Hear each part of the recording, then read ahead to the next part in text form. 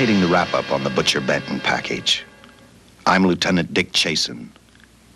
This hadn't been a routine case, and to find the answer, I've had to put a lot of little pieces together. It began on the day most cases can be called closed. It was the day before the butcher was to be executed. He was visited by his attorney, Paul Lowe, in the death house. It was at this first meeting the Butcher Benton case took its first switch. Well, that's it, Butcher. The evidence against you was so strong, the governor turned down your appeal. You're a rotten liar, Lowe. You started railroading me from the beginning of the trial. And now you're still trying to throw me curves. Look, I don't blame you for being edgy, but get this straight. I didn't double-cross you.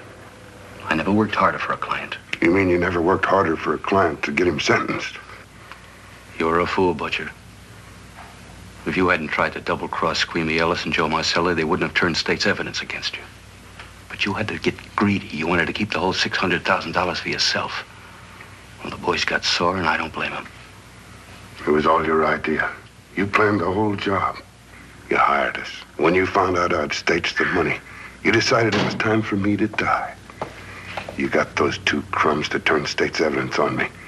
You stinking rotten mouthpiece. We both know that isn't true, Butcher. Now, look, what's the sense in not giving me the money? It's not going to do you any good.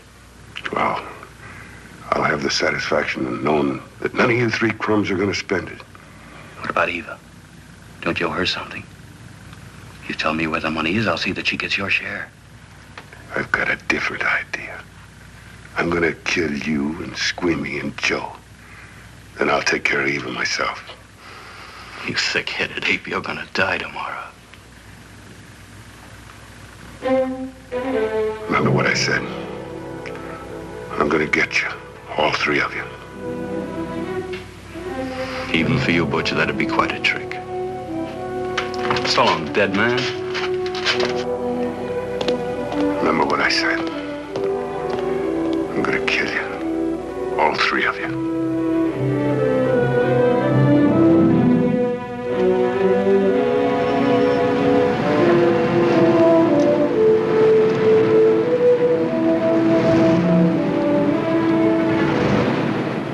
Back in Los Angeles, two men sat in a barroom listening to a newscaster tell his headline story.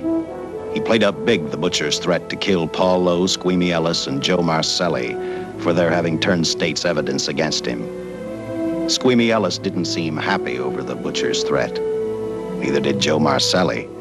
But they had figured, once a dead man, always a dead man. But this was one time everyone was in for a surprise, including the entire police department.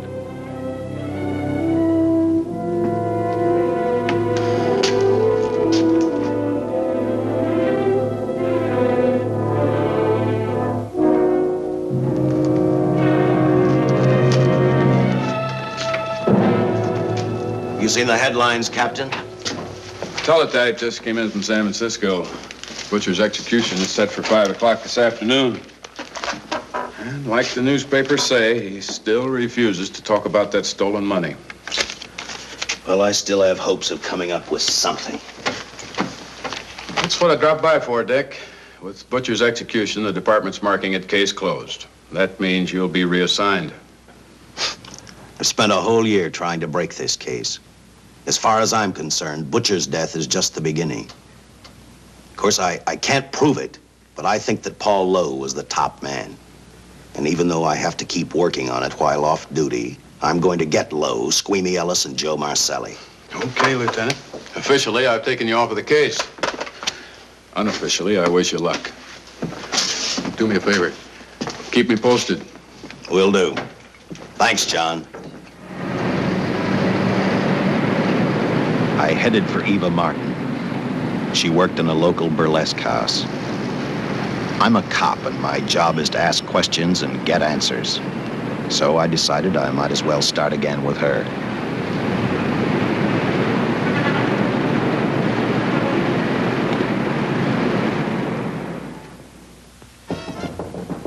Come in. Oh. What do you want? I'd like to talk to you. Talk? You're a cop, aren't you? That's a good question. I can't even find a 3-ton armored car, let alone the $600,000, and I've been on the case a year. I've told you, and I've told you, and I've told you. I don't know anything about the money. I never did. Benton's gonna be dead in a little while. I thought it might make a difference. I never knew anything about the money. Call me dumb. I didn't even know Charles was in the rackets until the trial. Now, take it easy, kid. You're on, Eva.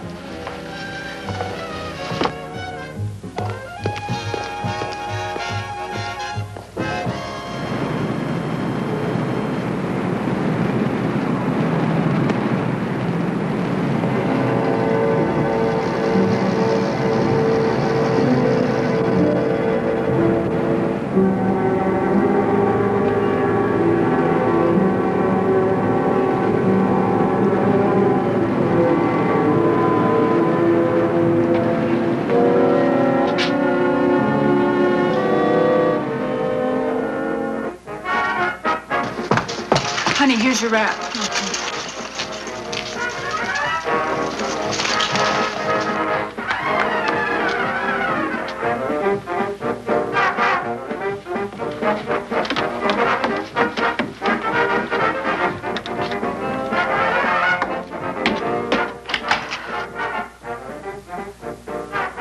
A few moments ago, Butcher Benton, without revealing the whereabouts of the $600,000 stolen in the armored car holdup, paid for his crimes against society in the gas chamber at San Quentin.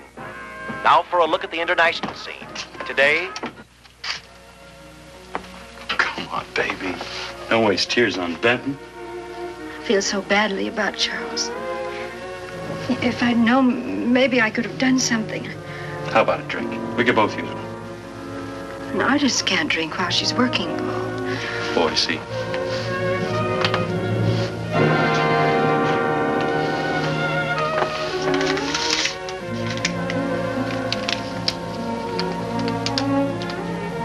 What's that? Well, now what's the matter? It's a message from Charles. He told me to open it if he died. Finale, Eva. All right. How about a steak after the show? No, thanks. Not tonight, Paul.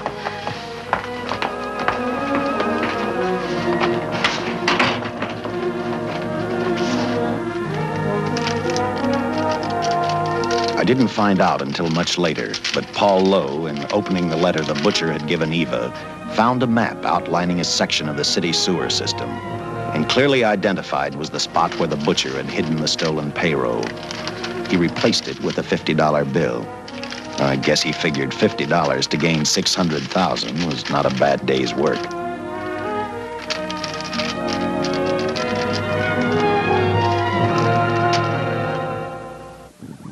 And a few hundred miles away in San Francisco, the case took another switch, which turned the next 72 hours into one long, hideous nightmare.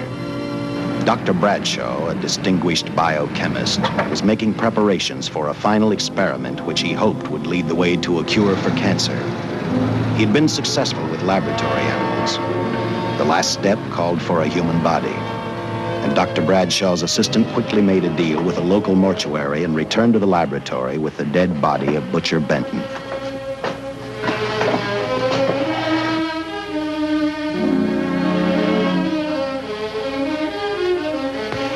You made good time. Well, I didn't waste any.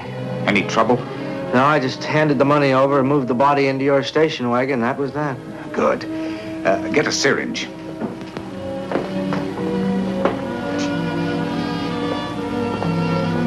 He's in good shape. Well, I hope so.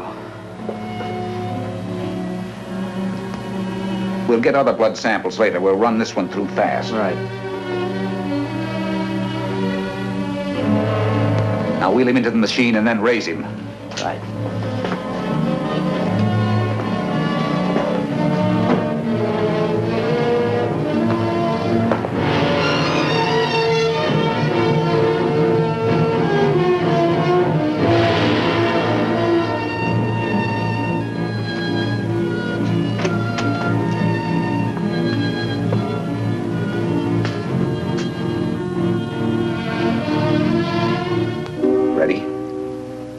going to give him 287,000 volts? Yes, yes. I'll get the fluoroscope set. We'll check with that before we start dissecting. Turn off the lights.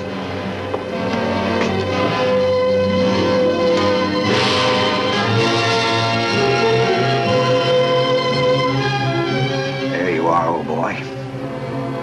If you respond properly and my theory is sound, you'll be more famous dead than alive.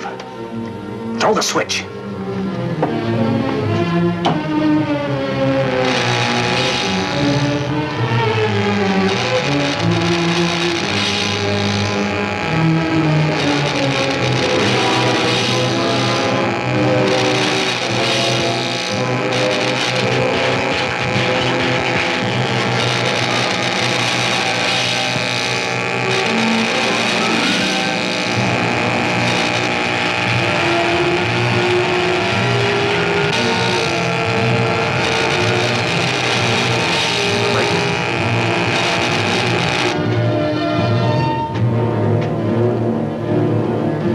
I thought I saw a pulsation of the heart. You're right. Dr. Bradshaw is beginning to breathe. You've brought this man back to life. No. The heart muscle has simply responded to a terrific electrical shock, that's all. Yes, but it does prove that the cells still function. Dr. Bradshaw, he is alive. A shock reaction, it can't last. His cells are multiplying now, if your theory is right. We could keep that reaction going longer. But it's worth a try. Get the body out.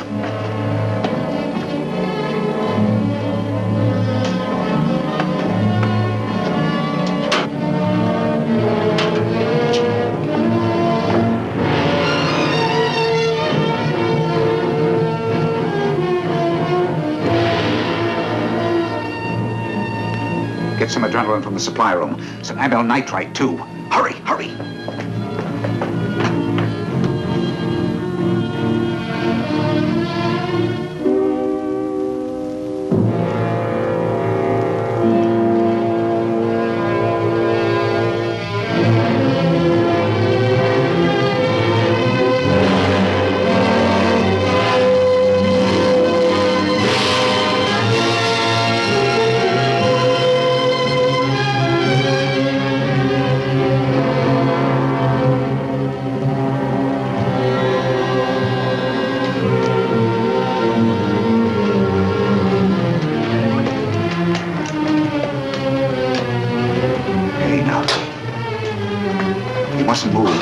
Your heart can't stand the strain.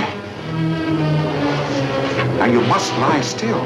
Please. Easy now. Easy. You must lie. Easy, please. Oh.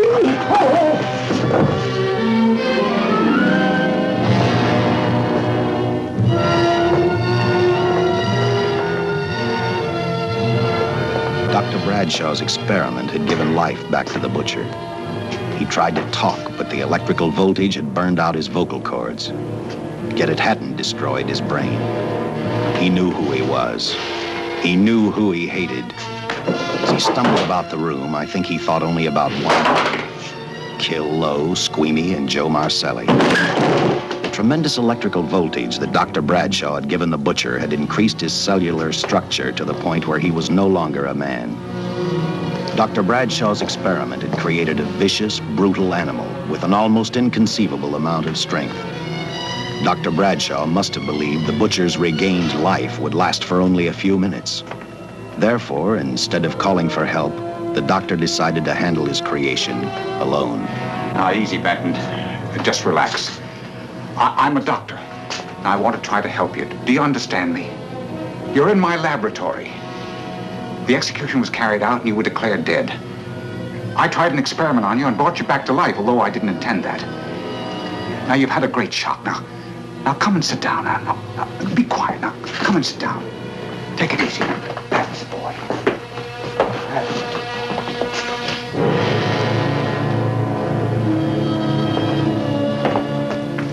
Careful. His reactions are violent. How do you explain this? Each cell must have multiplied 100 times. perhaps thousands. His strength is unbelievable. No, it's too late for the amyl nitrite. I want to get some blood samples, make some tests on him, find out what's happened. Get me a syringe.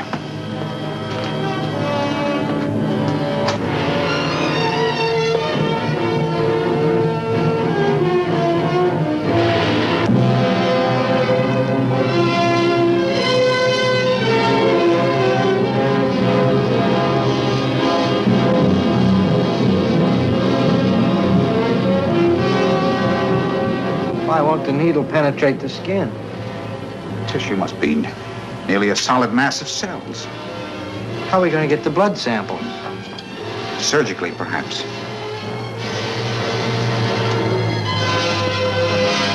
Now, easy, Benton. Take it easy. You can't leave here now. I'm responsible for your being alive.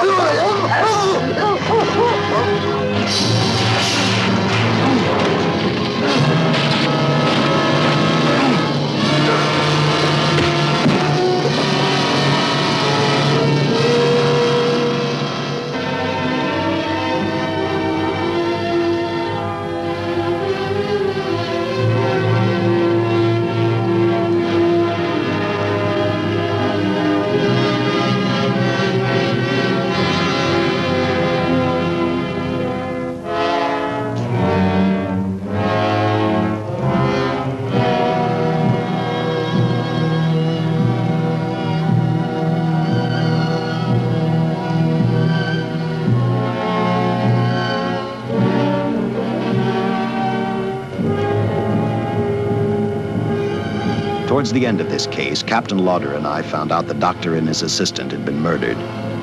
But I'm getting ahead of my story. The butcher didn't know how he had been brought back from the dead, and he didn't care. All he knew, he was alive. Then this monster-made man started thinking about Los Angeles.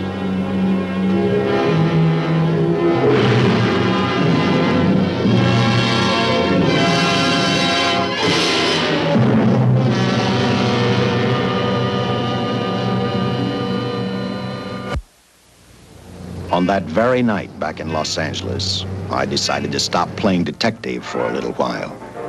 I went to the burlesque house to ask Eva to have dinner with me. After all, the butcher was dead, and if I got lucky, sooner or later, I figured Paul Lowe would lead me to the stolen payroll. In a way, that possibility made me even feel better. It's not fair to watch the show from backstage. Next time, I'll pay admission. I take it by that remark you like my routine. Yeah, you're pretty good. What I can't figure out, though, is why you stay in a place like this. It shouldn't be hard for someone like you to get a job in a class spot. If you weren't a detective, I'd be willing to bet with a line like that your next remark would be, how about dinner? Well, not exactly dinner, but a hamburger might be a good idea. If you're asking in an official capacity, I can't say no. I'm off duty. For the past 6 months, all I've ever called you is Lieutenant Chasen. Do you have a first name? Dick. Give me 10 minutes for a quick change, because you just made yourself a date, Lieutenant. I mean, Dick.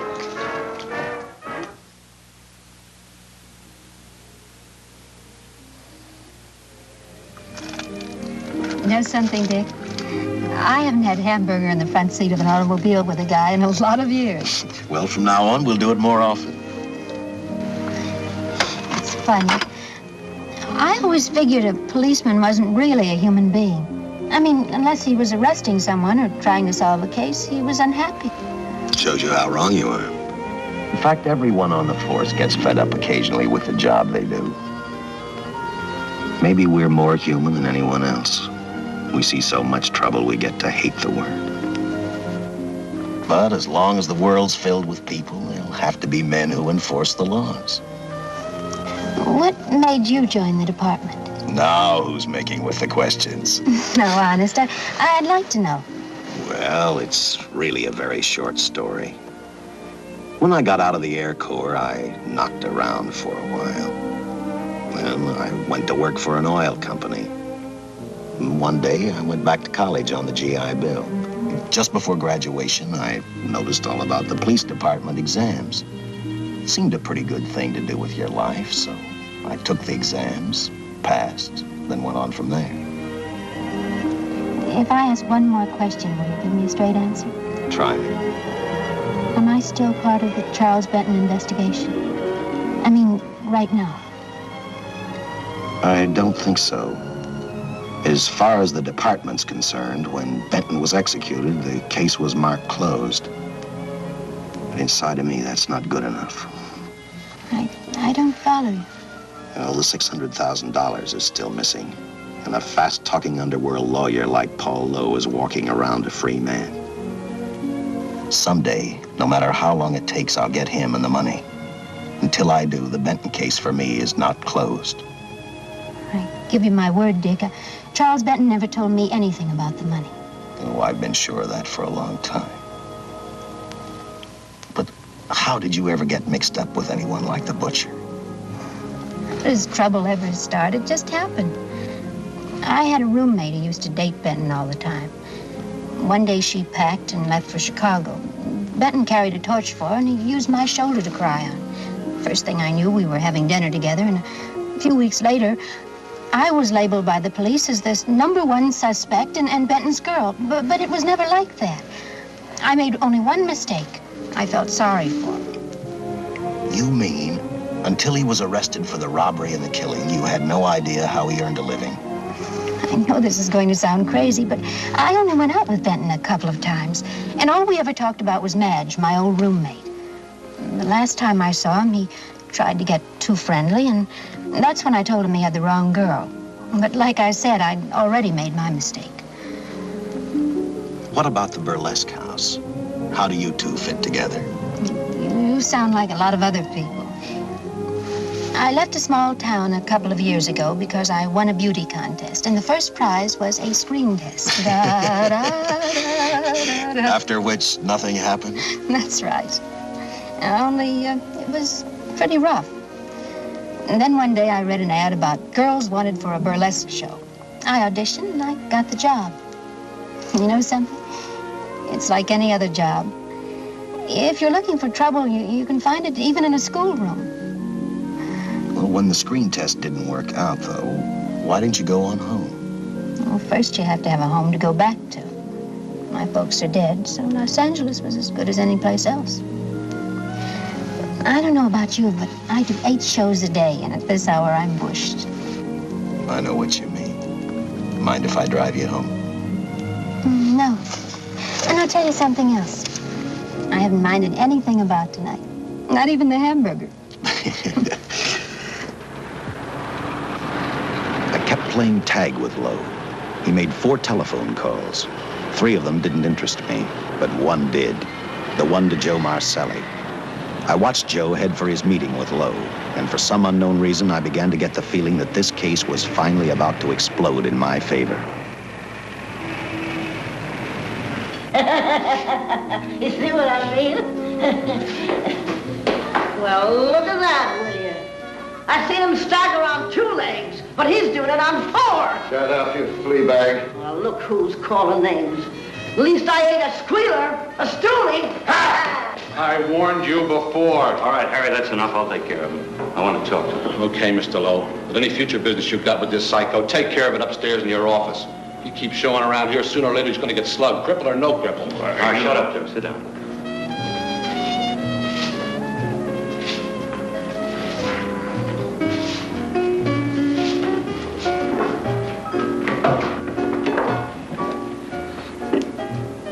I need a shot, bad. You'll get one after I've talked to you. You sober enough to understand? Yeah, I run out of dough. No wonder. Look at you. You used to be the best torch man in town. Now I don't think you could crack a safe if you knew the combination. No jobs. Nobody wants me since I turned states on Benton. That's your doing. You talked me into it. All right, quit crying. I got a job for you. If you can stay off that stuff long enough. You know I can if I've got a job. How much? What is it? It's $2 grand in it for you. Where? Right near where he pulled the job. Interested? $2 grand ain't much out of 600,000. There'll be other expenses. Besides, that money's plenty of it. Now, you want it or do I get another boy? I'll do it. How soon do you want me to go to work? Set it up for tomorrow night. Call me before noon. I'm going to the races. 1. And that's all. The job's over.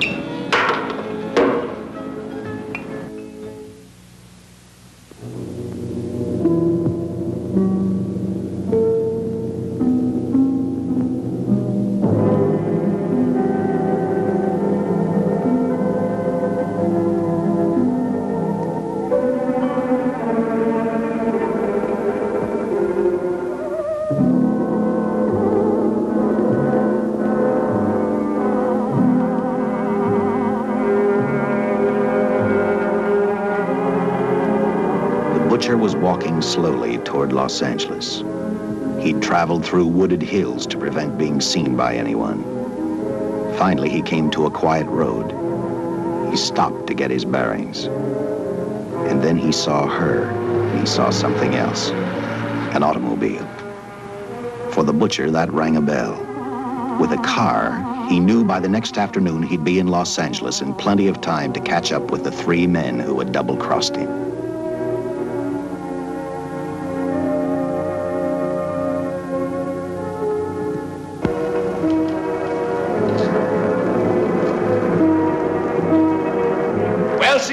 Gentleman to be helping strangers in distress. I hope you don't mind me using the babe here as bait. Quite a dish, isn't she? But that's what she gets paid for. Bait, that is. Yes, sir. She's a real shaker artist of my outfit. Carnival man myself. Just call me Connie. Yeah. Well, friend, we're in a little bit of difficulty here. Got a flat tire, brand new car, no tools in the back. Why, some of these dealers make my carnival grifters look like babes in the woods.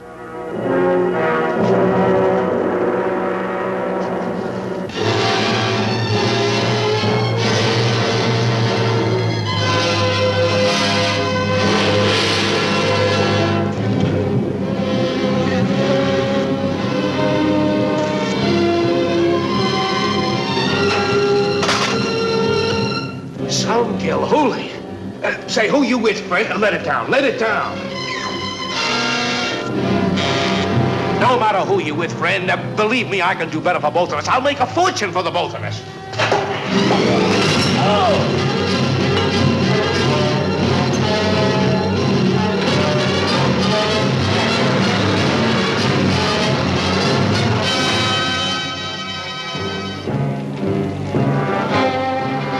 An hour later, the San Francisco Police Department sent out an APB.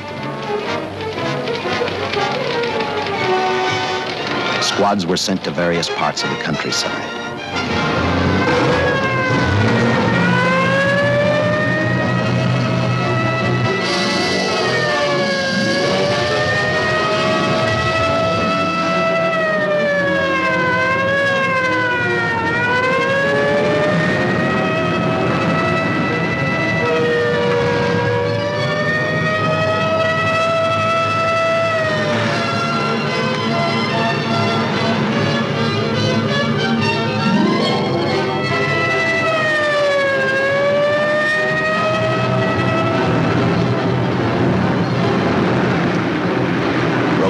Were thrown up to catch the cold-blooded killer the hysterical girl had described. Each squad kept reporting back to Central Headquarters, and each of their stories was the same. So far, none of them had spotted the car the killer was driving. Orders were given to shoot to kill, because from the girls' further accounts, they realized they were dealing with a maniac.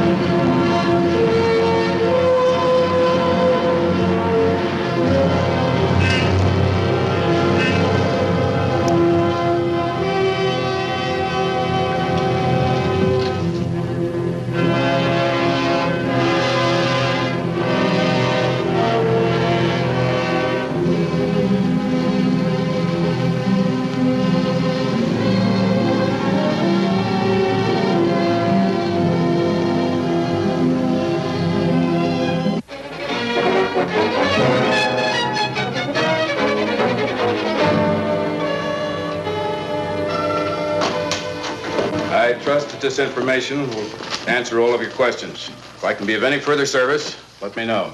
Sincerely, J.I. Louder, Captain Police, L.A. Here's another all points from CHP, Captain.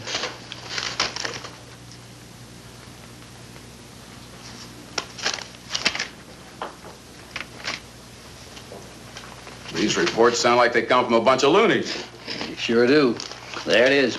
Sergeant. Yeah. I want Lieutenant Chasen to look these over as soon as he comes in. All right, Captain.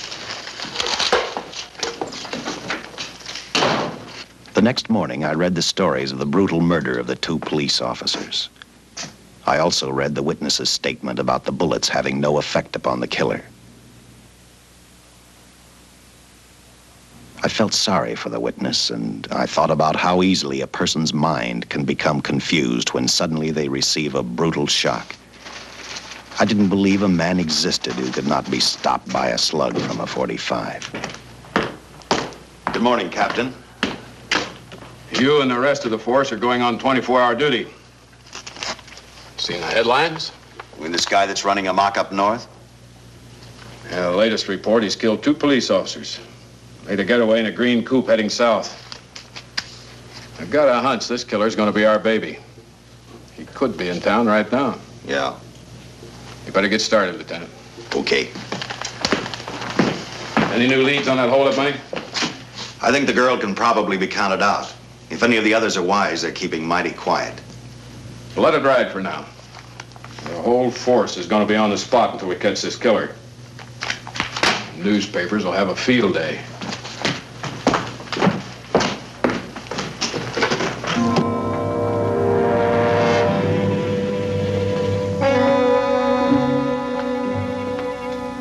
We were wrong about 2 things. The killer was already in our city, and we didn't know he was Butcher Benton. He headed straight for Eva Martin. He went to her dressing room to get back the map he had left in the envelope with her. He wanted first to check his money, then catch up with Lowe and the others.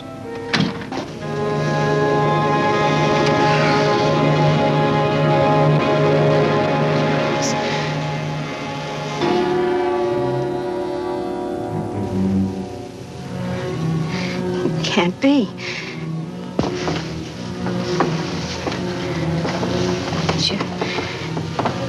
You do look like him. Only different somehow.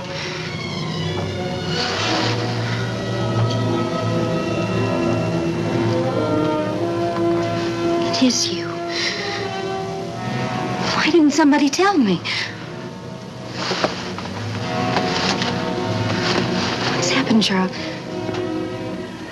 Those look like bullet holes. Are they?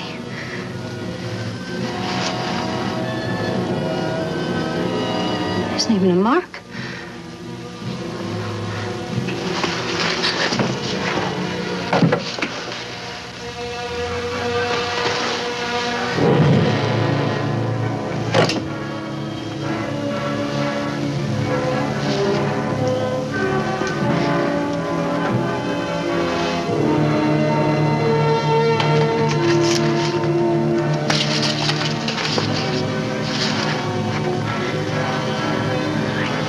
I opened it like you told me, and I found the $50.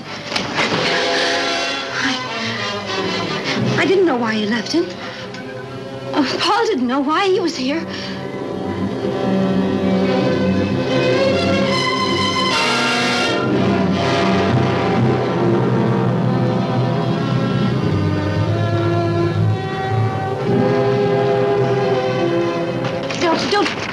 Don't play crazy. The name of Paul triggered his hate. He left her dressing room and started for Squeamy Ellis and Joe Marcelli's place. Because he knew, with them out of the way, Paul Lowe couldn't open the strong box where the money was hidden. He thought of Squeamy and Joe first. He was saving Paul Lowe for last.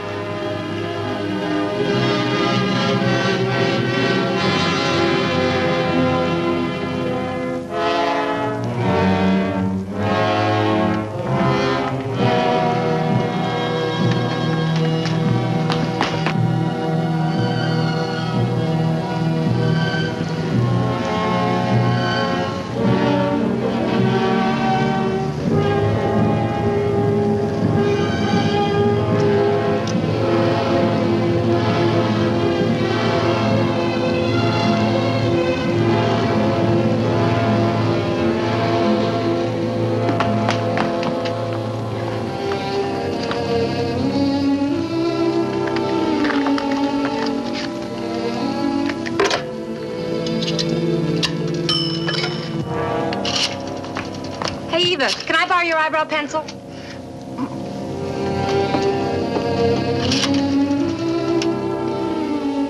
Operator, get me police headquarters. Lieutenant Chasen, please. When do you expect him?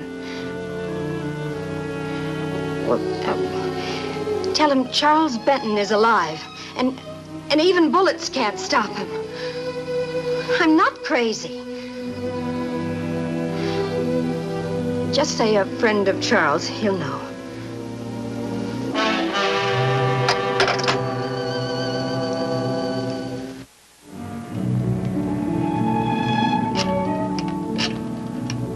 After leaving a message for me, Eva telephoned Squeamy Ellis. She tried to tell him the butcher was alive and on his way over to kill him. Squeamy didn't believe her, and in a way you couldn't blame him. Who in their right mind would believe a man had returned from the dead?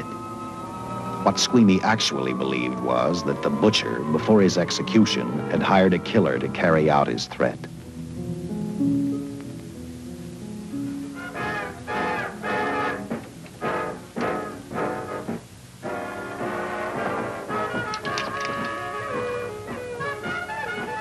You sick?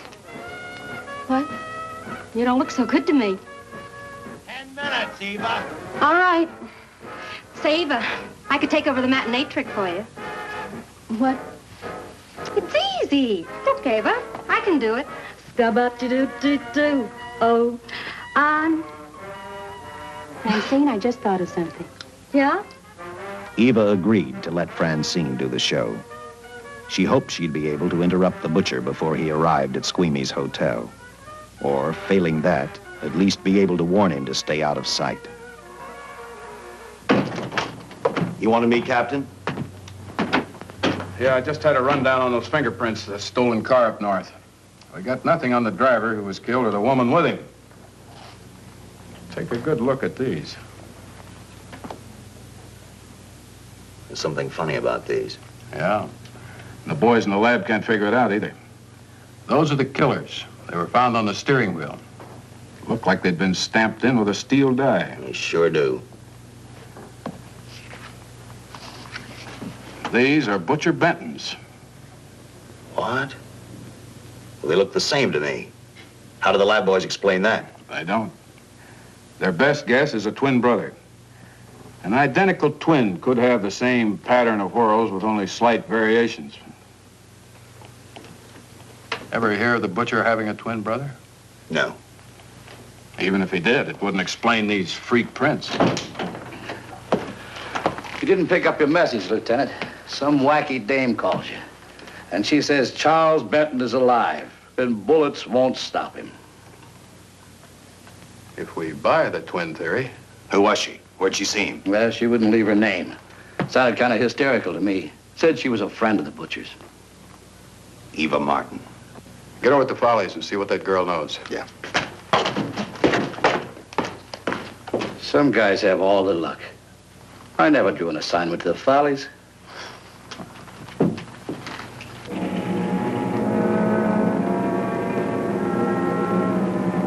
Meanwhile, the butcher headed for Squeamy's hotel. He didn't seem to be in any particular hurry. Actually, he seemed like any normal person, on his way to work or on his way home.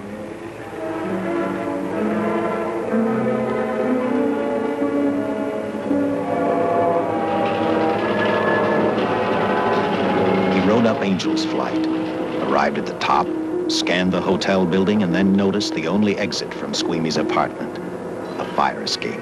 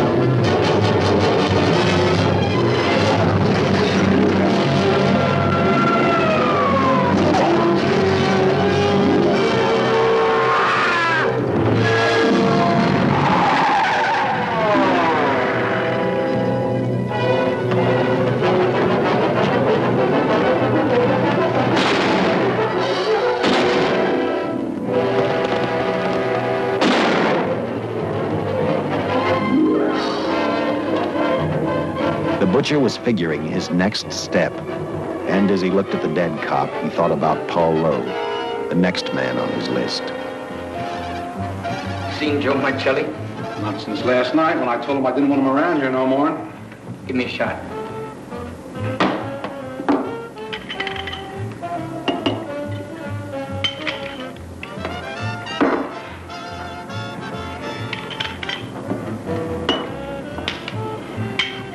Look, I need help. Just found out that Benton's hired a killer to get me. He's after Joe, too. Then drink up and get out. I don't want no trouble around my place.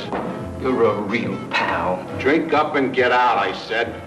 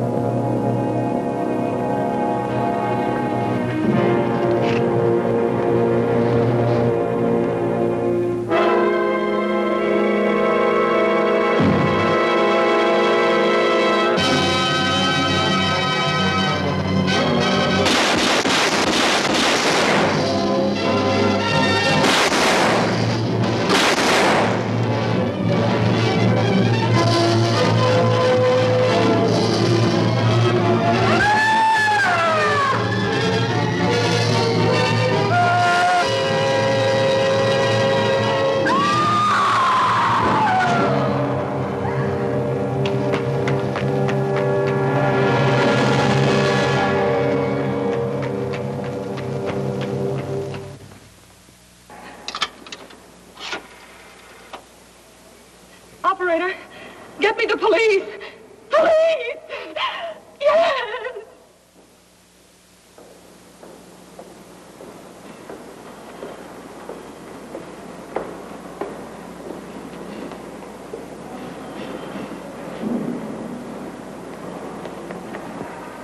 What's happened?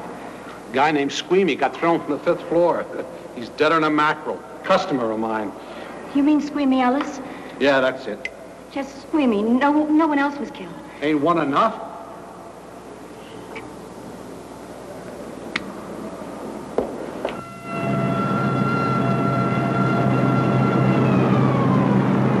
I tell you, the bullets never even phased him. He must have been wearing a bulletproof vest. God help us when the papers get a hold of this. Keep an officer on duty here till you hear from me. We'll get a stakeout on Joe Marcelli. I'd like to talk to Joe. Lauder, I'm going to call San Quentin.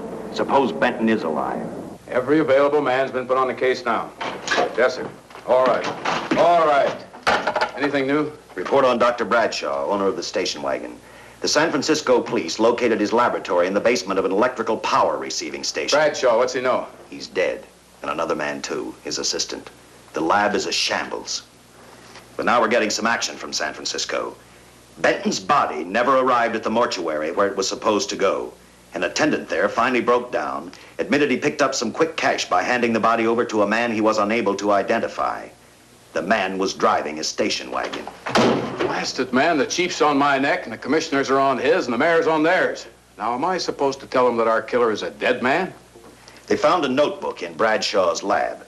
It ties his experiments in with a Professor Dwiggins at Caltech. I hope to hear from Dwiggins soon. Captain, report from the valley on a hysterical woman. Reports the presence of the killer. There's the location. Let's go.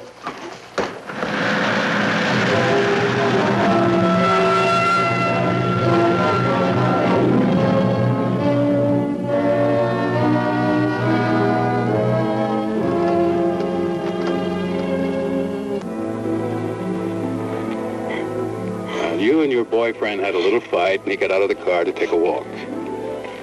You noticed that he walked down toward the sump area in the direction where you'd seen those lights a short while before. What happened then, miss? Please try to tell us. Well, I just sat there a few minutes, I guess. I was pretty mad. Then there was a loud crash, like heavy metal, sort of, from down here. I got out of the car to get a better look. I heard Jimmy cry out something. I couldn't make out the words. Then down here, in a patch of light, was Jimmy. And coming toward him was this man. Big man. Lifted Jimmy up over his head like he didn't weigh a thing. Jimmy screamed.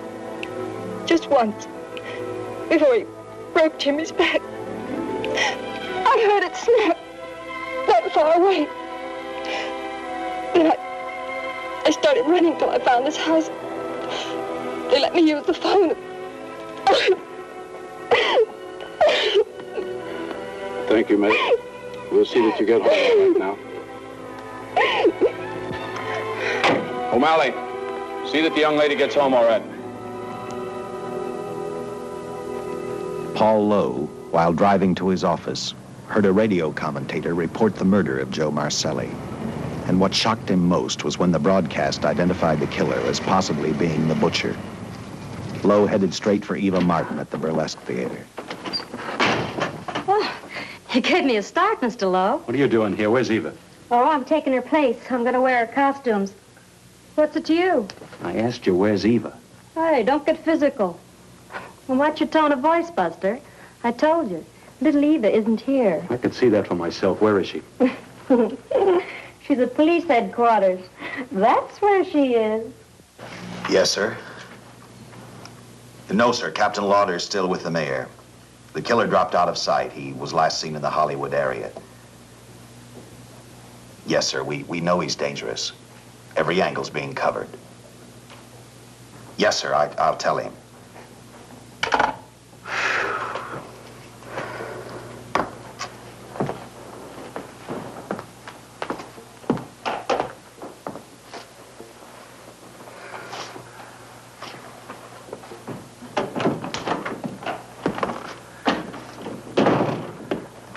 Here, see how these fit. Low heels. I'm sorry. It's the best our wardrobe department can afford. Any idea how soon the captain will be back? Now, look, I'm going to see the captain. I'll have to wait here all night. Paul. Paul, Charles killed Squeamy and Joe. Joe, too? Benton? He's alive. I saw him, but nobody will believe me. I'm checking it. My guess is whoever killed them is on the trail of the money, Lowe. Now, maybe you'd better start talking if you know anything about it. I don't know anything. Did the butcher have a brother? No brother. It was Charles. I saw the tattoo on his arm. Look, I demand police protection. Where's the money, Lowe? You heard me. I demand protection. I know my rights. We put stakeouts on your office and home. Well, that's not enough. It's enough as far as we're concerned.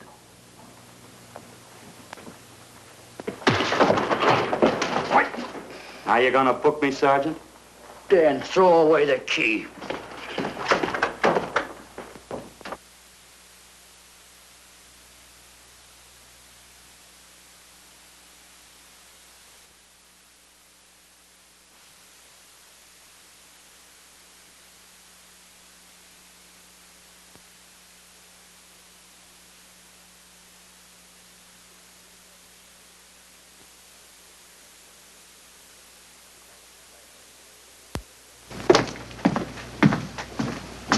Thank you.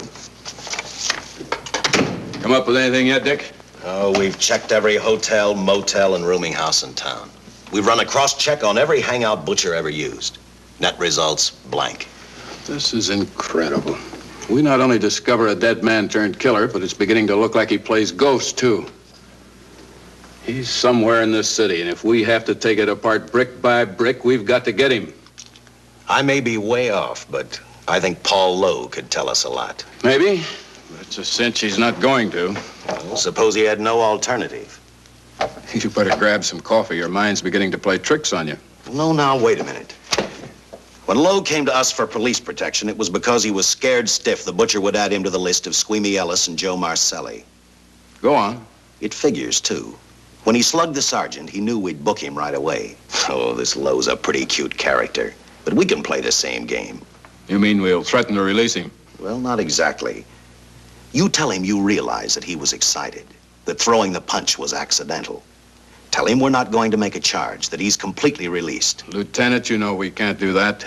Lowell made his first mistake when he hit the sergeant, and that'll get him a year. As far as the department's concerned, at least it's a small victory. If my hunch is right, Lowe won't want to be on the streets with the Butcher looking for him. And he may talk, and talk a lot. Enough maybe for us to get rid of him permanently. Even lead us to the Butcher. If he's frightened enough, that might work. But if it doesn't... No, Dick, I'm not going to release him. I want him out of my way so bad I can taste it, but not bad enough to be responsible for getting him killed. The good thing about that, Captain, is the fact we know it, but Lowe doesn't. Let's give it a try. All right, Lowe. Come on out. I think you'll find everything in there. You're free to go, Mr. Lowell. Wait a minute. Who do you think you're kidding? You arrested me for assaulting an officer. Court, I'll plead guilty. With luck, I might get off with 6 months. For a lawyer, you're forgetting a very important point. If no charge is made, there's no trial. It was a tough day for everyone. We figured your nerves were on edge, and when you threw the punch, you didn't know what you were doing. I've squared everything with the sergeant. It's all over, all forgotten. Yeah? Why'd you bring a stenographer? Simply because I wanted a record of our conversation at the time of your release. Okay, Lowell, let's go. Oh, wait a minute. Once out on those streets and I'm a dead man. You let me go, you'll be responsible for murder. Oh, come off it, Lowe. You're imagining things. You know the Butcher threatened to kill me. You set me free, he'll do it. Well, that's just a risk we'll have to take. But the way I look at it, Mr. Lowell, you'll be okay. Look, Captain, I'll make a deal with you. You keep me here and I'll tell you how to recover the money. Maybe even catch the Butcher. No deals, Lowell. You'd probably tell us anything just to stall for time. Come on, let's get out of here. Now, wait a minute. All right. I'll tell you the truth. Start taking this down. I, Paul Lowe, hired Butcher Benton, Squeamy Ellis, and Joe Marcelli to pull off the armored car holdup. And then Lowe continued with his confession. He told us about finding the map. He showed us the exact location of where the Butcher had hidden the stolen payroll. And he gave us a most important answer. The explanation as to how the Butcher was able to elude detection. His means of escape was the sewer system beneath our city.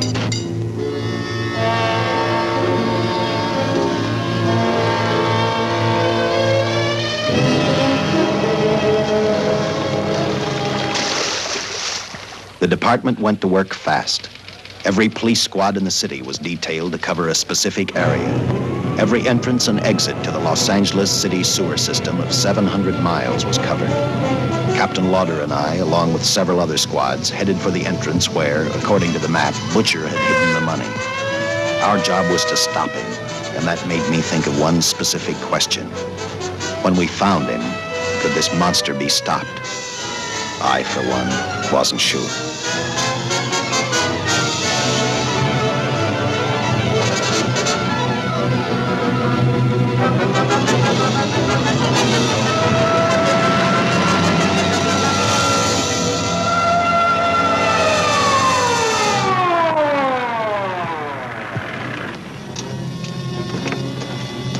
Everything all set, Lieutenant? City engineers mapped out each possible exit. A squad of officers are spotted at every point. If the Butcher can be caught, now's the time. Well, after I talked to Caltech, I called on the fire department for a little help. The professors thought a flamethrower might stop him. Flamethrower? I suppose their boys have had a chance to join our squads by now. I see we have one with us here. Have you thought about what'll happen if this doesn't work? No. I've been praying too hard that it will work.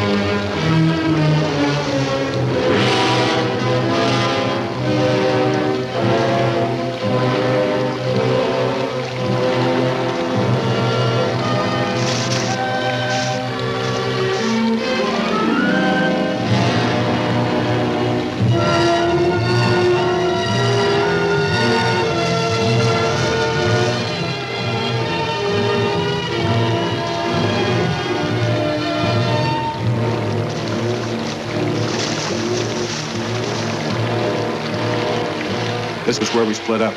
I'll go straight ahead.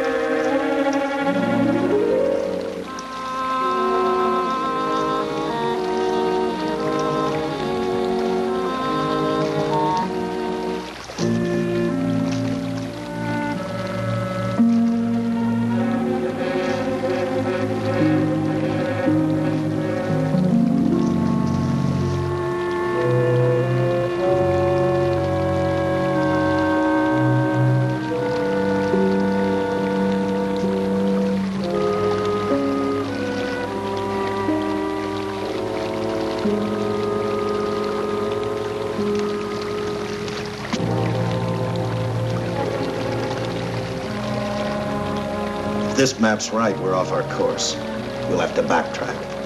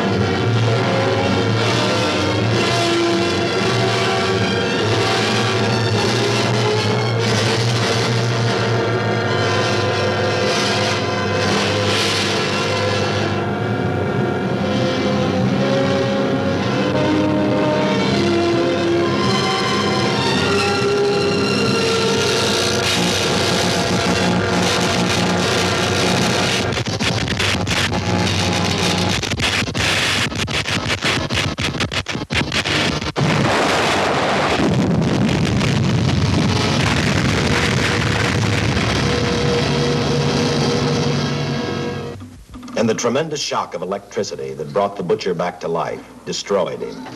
The $600,000 stolen in the armored truck robbery has been recovered. Case closed. Well, here are the scientist's comments for your records. I had to fill in a few spots with my own guesses, but I guess that's about the size of it. Did you get any sleep? Oh, some. Not much.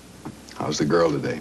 Well, I called the hospital about an hour ago. She'd gone. Gone? Where? Well, she told him she was a working girl and that she'd been away from the job too long already. Quite a girl. Yeah. Say, how about that time off I've got coming? 48 hours, beginning right now. Get some rest, Dick.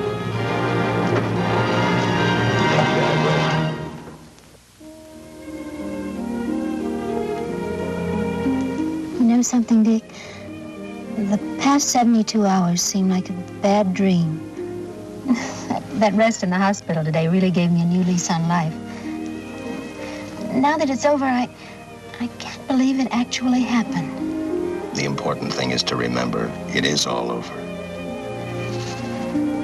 I suppose you'll be assigned to another case. I'll have to give up hamburgers in the front seat of the car for steaks in a restaurant. No. I've thought about that. In fact, I decided to do something about it. I started by talking the captain into a short holiday, and just about an hour ago, I got you fired. What? What did you do that for? I figured that being my wife would take up all of your time. Even if I wanted to say no, I couldn't. You're not supposed to say no to a detective. I figured that, too.